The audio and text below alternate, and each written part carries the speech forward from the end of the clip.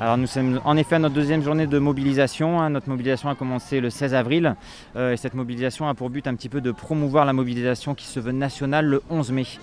Toutes les réas de France font en sorte de se mobiliser pour cette date-là dans le but de revendiquer une revalorisation de notre métier d'infirmier et d'aide-soignant au sein de la réanimation. C'est compliqué en effet à gérer depuis un an au sein de la réanimation. Heureusement, on a eu des renforts, que ce soit la première vague, la deuxième et maintenant la troisième vague. On a la réserve sanitaire qui est bien mise en place sur notre hôpital. Ce sont des infirmiers, des aides-soignants, des autres services de l'hôpital qui viennent nous prêter main forte.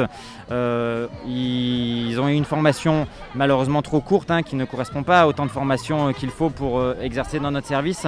Mais ils y mettent de la bonne volonté, ils sont là à nous prêter main forte. Même dans nos journées de mobilisation, ils sont présents.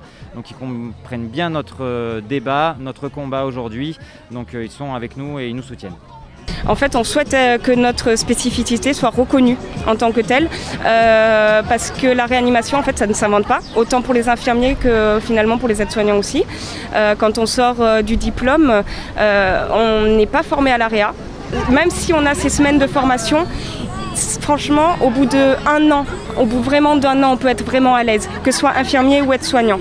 Avant, c'est pas possible.